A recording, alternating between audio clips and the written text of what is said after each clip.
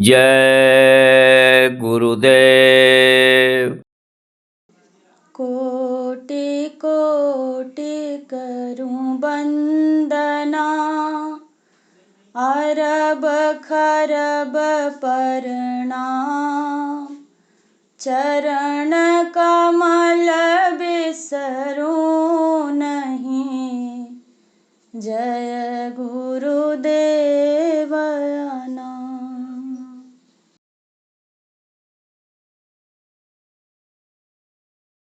मुझे मिल गया मन का मीत, दुनिया क्या जाने। मुझे मिल गया मन का मीत, दुनिया क्या जाने। मेरी लगी गुरु संग प्रीत, दुनिया क्या जाने। मेरी लगी गुरु संग प्रीत, दुनिया क्या जाने। क्या जाने भाई क्या जाने, क्या जाने भाई क्या जाने। मेरी लगी गुरु संग प्रीत, दुनिया क्या जाने। मेरी लगी गुरु संग प्रीत, दुनिया क्या जाने। बाजी जब गुरुवर ने लगाई, बाजी जब गुरुवर ने लगाई। पलट गया पासा मेरे भाई, पलट गया पासा मेरे भाई। मेरी हार हो गई जीत, दुनिया क्या जाने। मेरी हार हो गई जीत, दुनिया क्या जाने। प्रीतम ने खुद प्रेम जताया, प्रीतम ने खुद प्रेम जताया। करके इशारा पास बुलाया, करके इशारा पास बुलाया। है प्रेम की उल्टी रीत, दुनिया क्या जाने। है प्रेम की उल्टी रीत, दुनिया क्या जाने। ताले अलग है राग अलग है, ताले अलग है राग अलग है। ये वैराग्य अनुराग अलग है, ये वैराग्य अनुराग अलग है। मन गाए किसके गीत, दुनिया क्या जाने।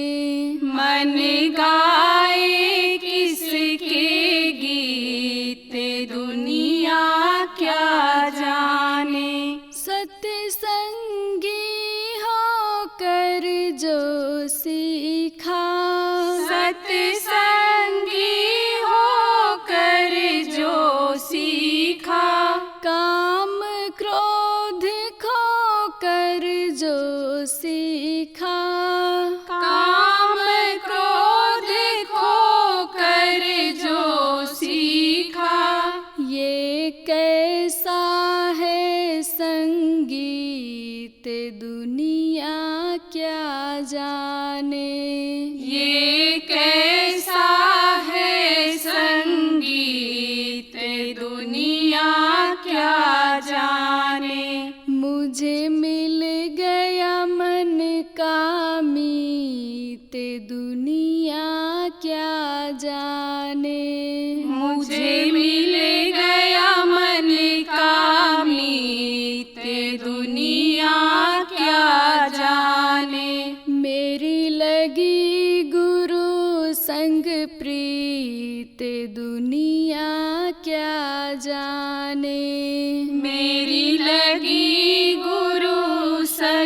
प्रीत दुनिया क्या जाने। जय गुरुदेव। जय गुरुदेव।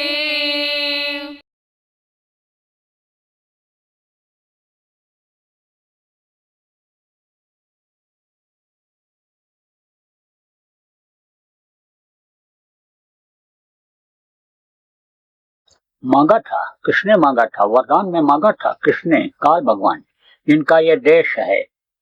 कहा था कि संतों को तो आप भेजो, आपकी मौज है जीवों को निकालने की, संत आएंगे लेकिन अपने साथ नहीं ले जाएंगे किसी को। और ये जो अनी जीव है, ये पैदा होने के बाद पीछे का इसको कुछ दिखाई न पड़े, पीछे का अगर दिखाई पड़ जाए आपको, अरे तो आप अपने ही किए हुए पिछले जन्म के कर्मों को रोने लग जाओगे, चिल्लाने लग जाओगे, कान पकड़कर उठने बैठने लग जाओगे, माफी मांगने लग जाओगे कि ऐसी ऐसी गलती भी मैंने की। आज मैंने आपसे कहा है कि आप अपने पूरे 1 साल की समीक्षा करो कि हमने गलतियां कहाँ कहाँ की। अब अगर आप बैठ करके 1 घंटा सोचोगे तो आपको अपनी ही गलतियों पर, कुछ लोगों को होश को जिन्होंने खो दिया है, आपको अपनी ही गलतियों पर पश्चाताप होगा। अपनी गलतियों पर आप ग्लानि करो, अपने से ही आपको घृणा होने लगेगी। और जब भूल जाते हो, सोने के बाद आदमी को भूल जाता है, बोलने की प्रवृत्ति है ना, प्रवृत्ति बना दिया माया ने कि सोने के बाद भूल जाओ, वो चीज याद नहीं रहती है तो फिर नई नई गलतियां होती चली जाती हैं। तो आप प्रेमियों समझो इस बात को, वरदान मांगा था कि ये भूल जाए पैदा होने का। माँ के पेट में तो दिखाई पड़ता है जब तक बच्चा रहता है, पूर्व जन्म में हम कहाँ थे, क्या कर रहे थे, नरकों में थे, मार खा रहे थे, कुत्ता थे, बिल्ली थे, कीड़ा थे, मकोड़ा थे, क्या थे, सब दिखाई पड़ता है। लेकिन जन्म लेने के बाद माया का पर्दा पड़ा और वही पर्दा मोटा होता चला गया, एकदम भूलते चले गए। पैदा हुए तो थोड़ा बहुत तो था, जैसे सपना कोई देख रहा हो रात में, सुबह उठे तो थोड़ा बहुत याद रहता है, लेकिन जैसे जैसे दिन चढ़ता है, जैसे जैसे देर होती है, सपना देखे हुए भूलता चला जाता है। ऐसे ही जैसे जैसे दुनिया का मोह यानी पैदा होता है, धन का, दौलत, माँ का, भाई का, पत्नी का, बच्चे का, जैसे जैसे मोह चढ़ता है, ऐसे ऐसे पर्दा मोटा होता चला जाता है। मोह निशा सब सोवनियारा, देखें सपन अनेक प्रकार का, अनेक प्रकार के सपने ये जो आने लग जाते हैं, वो जो माँ के पेट में देख रहे थे वो सब भूल जाता है। तो उसने मांगा था, एक चीज और मांगा कि जो जिसमें रहे उसी में खुश रहे। तो आप जिस स्तर पर हो, जो खाते हो, जो पहनते हो, जहाँ रहते हो, उसी में संतोष कर लेते हो कि हमारे प्रारब्ध में यही था, भाग्य में यही है।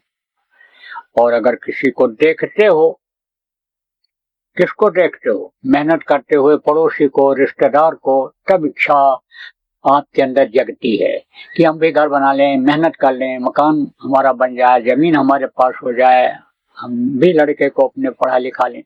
तो समाज तो बन गया इस चीज का, आध्यात्मिक समाज तो है नहीं। भजनानंदी को जब देखता है तब उसके अंदर भी इच्छा होती है। तो ध्यान भजन में तो जाते नहीं हो, ध्यान भजन साप्ताहिक कहने पर तो करते हो, यहाँ से जाने के बाद तो आप बहुत से लोग रोज बैठने लगोगे, लेकिन उसके बाद छोड़ देते हो, नहीं जाते हो। सामूहिक ध्यान भजन साधना का मतलब यही होता है कि देखा देखी जब दुनिया की चीजें करके आप उसमें फंस जाते हो, तो ध्यान भजन में आप देखा देखी करके अच्छा काम क्यों नहीं करते हो? जिसमें फंसाव है, जिसमें बुराइयां हैं, उस काम को तो आप करते हो। और जिसमें अच्छाई ही अच्छाई है, जो सच है, कभी खत्म होने वाली चीज नहीं है, अस्थाई यानी जो हमेशा रहने वाली चीज है, उसको आप छोड़ देते हो। नया नया में था, गुरु महाराज के पास गया, तो वहां पर सेवा करता था।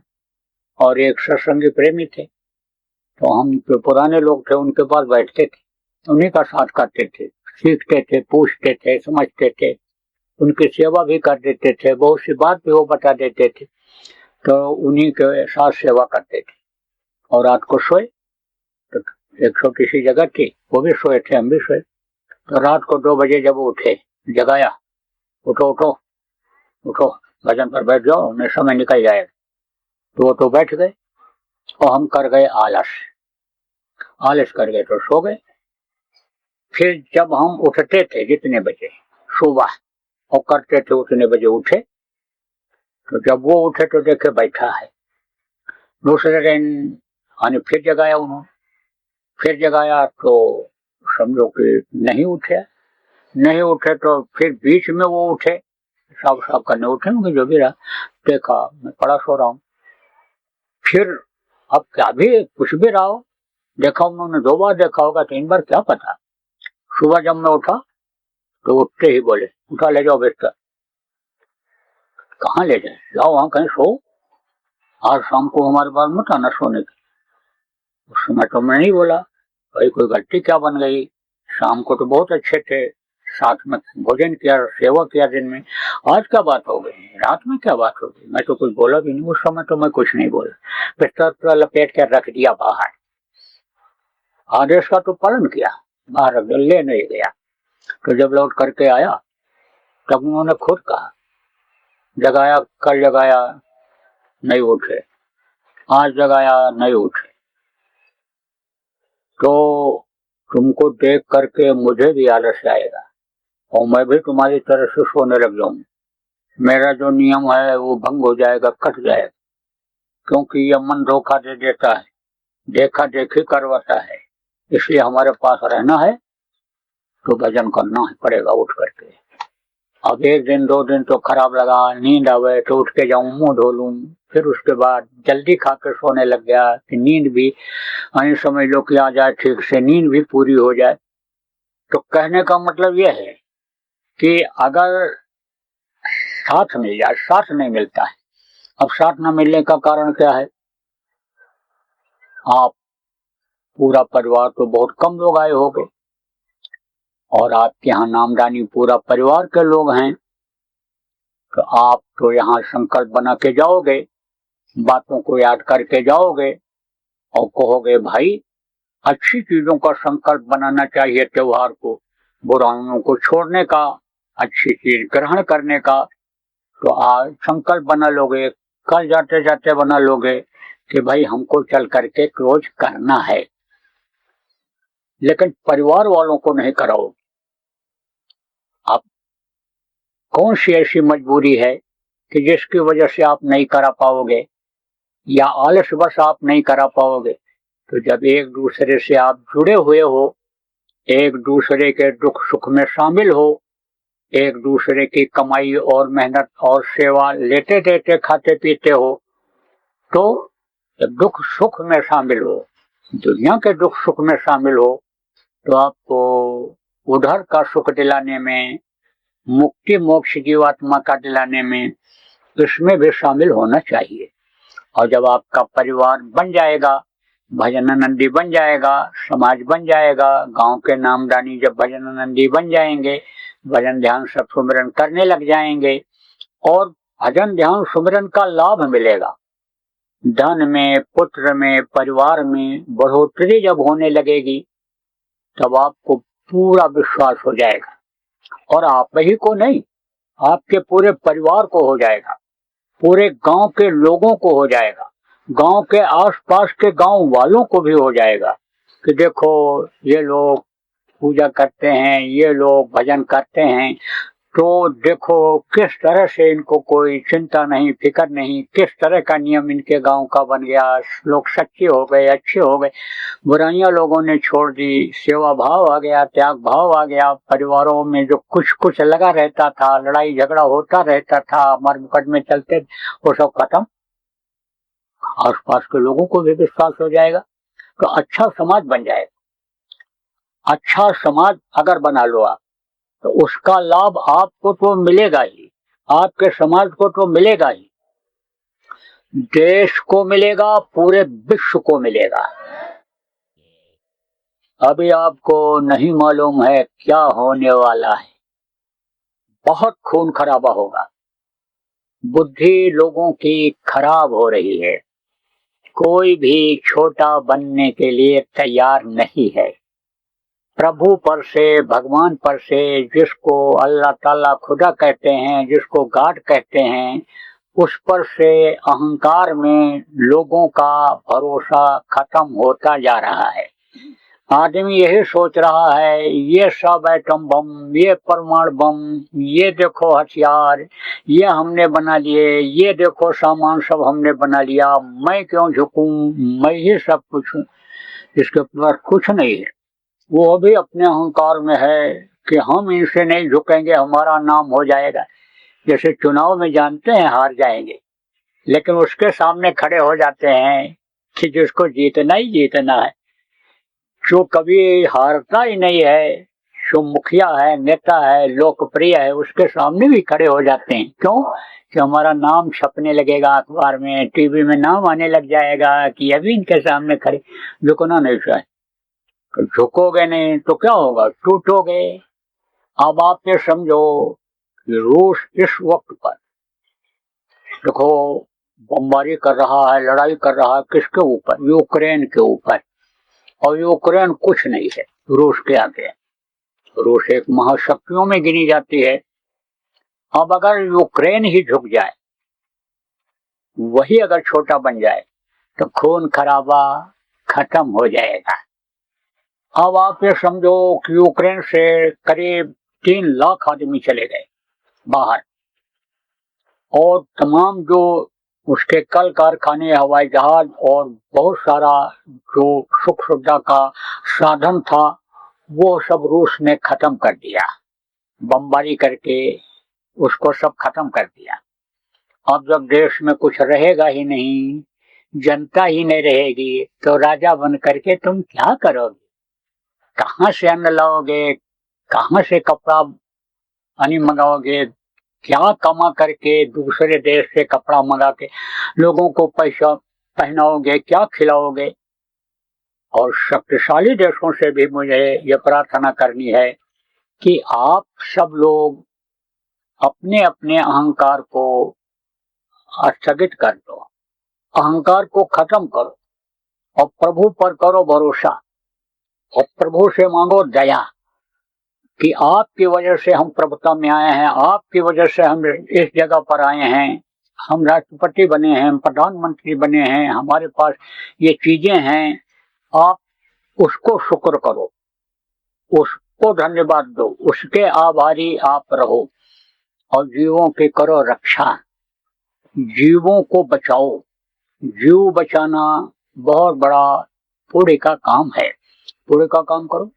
तो जितने भी देश के लोग हैं, और रूस के भी राष्ट्रपति महोदय से मैं आज त्योहार के दिन हाथ जोड़कर प्रार्थना करूंगा कि आप ये जो नरसंहार हो रहा है, जो जन धन की हानि हो रही है, इसको आप बंद कर दो।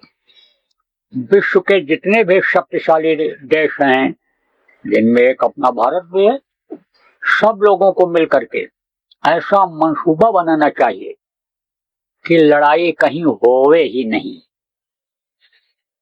लड़ाई के ये जितने हथियार हैं, ये सब खत्म कर दिए जाएं, डाल दिए जाएं समुद्र में।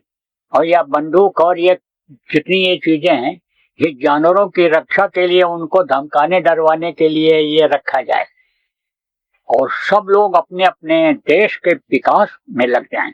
लड़ाई झगड़ा, जमीन जायदाद का ये सब खत्म कर दें। ऐसी योजना बनाओ। इनकी जो पंचायत बनी है, पंच जो लोग बैठे हुए हैं पूरे विश्व के, उनसे मैं हाथ जोड़कर ये प्रार्थना करूंगा कि आप लोग इसके लिए प्रयास करो।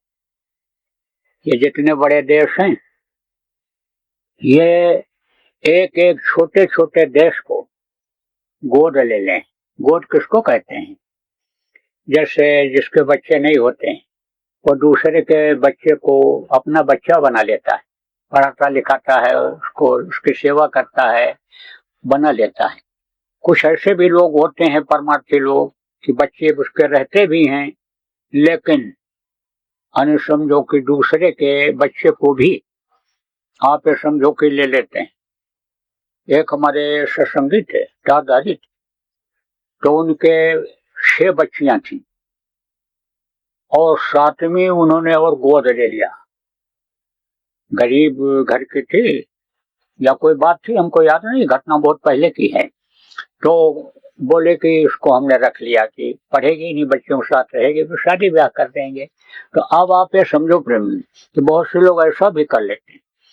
तो आप ये जितने लोग हो उनको एक एक देश को गोद ले लो। मुख्य रूप से चिकित्सा, चिकित्सा किसको कहते हैं?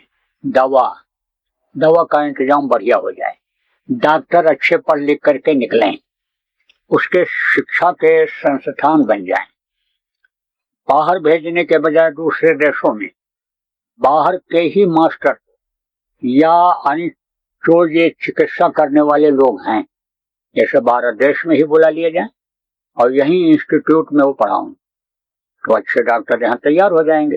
तो चिकित्सा की अच्छी व्यवस्था हो जाए और शिक्षा मुख्य चीज होता है, यही चीज होती है। आदमी को यानी चिकित्सा की पहले जरूरत पड़ती। वैसे तो लोग कहते हैं कि भोजन की जरूरत पहले होती है, फिर कपड़े की होती है, फिर घर की होती है, लेकिन अगर बीमार है आदमी तो आप ये समझो कि भोजन अच्छा नहीं लगता है, चाहे 36 प्रकार का हो, उस समय सबसे पहले उसके दवा की जरूरत पड़ती है। तो चिकित्सा की व्यवस्था करावें, शिक्षा की व्यवस्था करा दें, वहाँ जो जहाँ साधन सुविधा नहीं है खेती करने का, वहाँ खेती की व्यवस्था करा दें, वहाँ पर पेड़ पौधे लगवा दें, फल फूल लगवा दें, वहाँ पर कल कारखाने लगवा दें, यानी उस देश का विकास करने।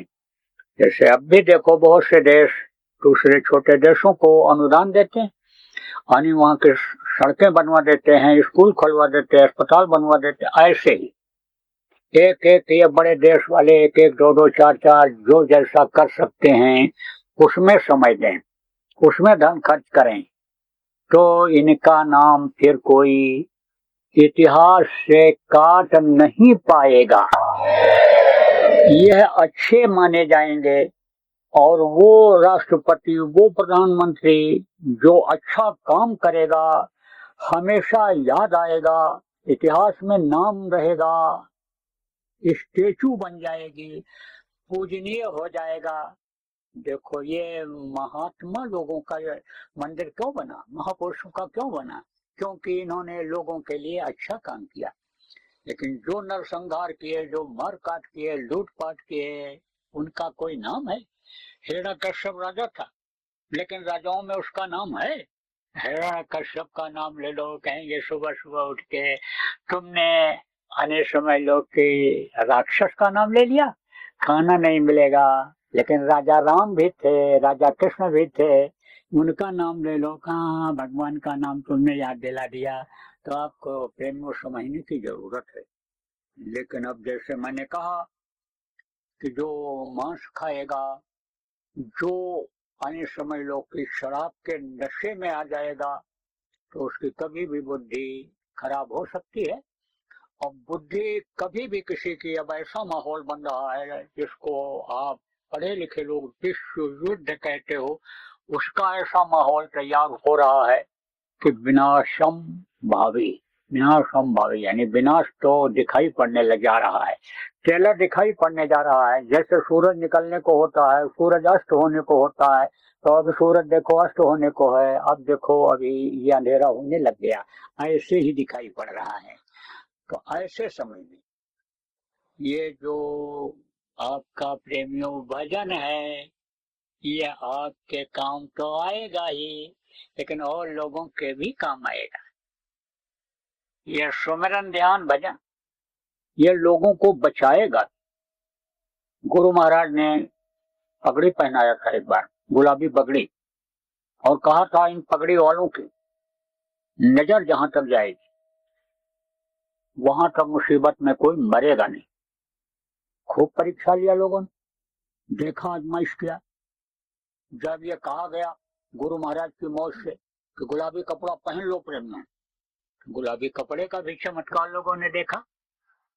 देखो प्रेम में गुलाबी कपड़ा बंद मत करना, हम अगर मन से न बोले कुछ तो इसका मतलब ये नहीं है कि एक बार पहनने के लिए कह दिया गया अब नहीं पहनना है। कोशिश तो करो कि गुलाबी वर्ष शरीर पर रहे ही रहे आपके।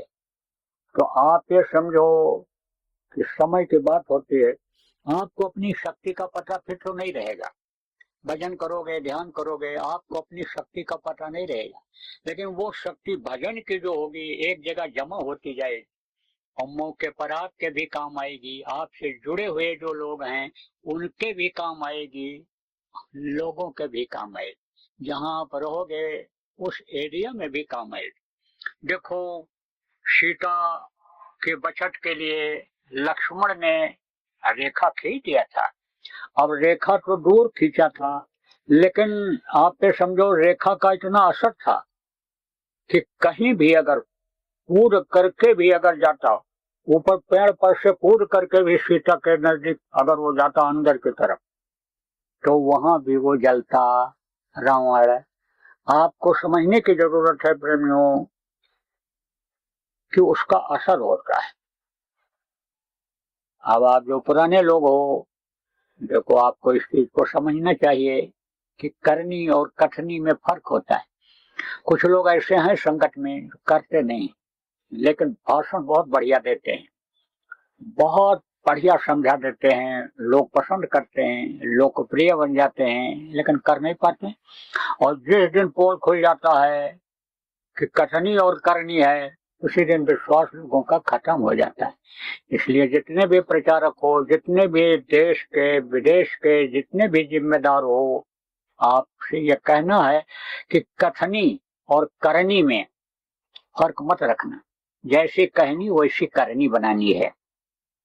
तो ये जय गुरुदेव नाम जब से लोग बोलने लगे, अपने अपने घरों में नाम ध्वनि बोलने लग गए, तब से बताए तकलीफों में बहुत आराम मिल गया। कुछ लोग ऐसे भी हैं कि जब बताया गया तुम बोलने तो लगे, करने तो लगे, बाद में छोड़ दिया। सबको बैठाते थे, लेकिन अब संख्या कम हो गई, अब वो तकलीफ पाने लग गए। रास्ते से जो भटक जाता है वो तो दुख झेलता ही झेलता है। इसलिए रास्ते पर तो चलना, रास्ते पर रहना ये जरूरी होता है। देखो, आज जो पुराने लोग हो, जो छोड़ दिए हो, उसको आप अपनी गलती मानो, उसके लिए आज माफी मांगो होली के दिन, और आज संकल्प नया बनाओ कि जाने के बाद हम नाम ध्वनि फिर से शुरू करेंगे और परिवार वालों को सबको बिठाएंगे। देखो, परिवार वाले कितना भी मतभेद वाले हो, लेकिन दुख सुख में साथ सब निभाते हैं एक दूसरे का। भाई भाई में झगड़ा होता है, लेकिन जब शादी ब्याह होता है सब इकट्ठा हो जाते हैं। भाई बीमार हो जाता है, सारे भाई जाते हैं इलाज कराने के लिए। कोई शरीर किसी का छूट जाता है, संस्कार कराने सब जाते हैं। ऐसे ही एक नियम ये बना लो, एक धर्म ये बना लो। किस लिए जाते हैं भाई? हमारा ये गृहस्थ का धर्म है, तो एक धर्म ये बना लो कि हमको एक दूसरे को फायदा दिलाना है, आध्यात्मिक फायदा। आध्यात्मिक फायदा मिलेगा इससे। ये देखो, लोक का फायदा तो मिलता ही मिलता है, बहुत सी जगहों पर लोक का फायदा मिल जाता है। बीमारियां ठीक हो जाती हैं लोगों की, मजार पर चद्दर चढ़ा देने से, मंदिर में मत्था पटक देने से, कोई वेशधारी साधु हो उसका पैर छू लेने से, कोई तांत्रिक हो, कोई ओझा सोखा हो, कोई उससे भी अनिल समझो कि मोहब्बत प्रेम कर लेने से, सेवा कर लेने से, उसका भी ये सब चीजें दुनिया की मिल जाती हैं। गाड़ी हो गई, मकान हो गया, ये सब तो हो जाता है, लेकिन आत्म कल्याण नहीं हो पाता है, क्योंकि आत्म कल्याण का आप रास्ता नहीं बना पाते हो। रास्ता यही है कि आत्म कल्याण के रास्ते पर खुद चलो और लोगों को चलाओ जो आपके आश्रित हैं, परिवार वाले हैं, रिश्तेदार हैं, हित मित्र हैं, दफ्तर के साथी हैं, व्यापार में जिनके साथ आपका संबंध है, ये जो साथी हैं इनको भी आप लाभ दिलाओ, इनको भी आप जोड़ो।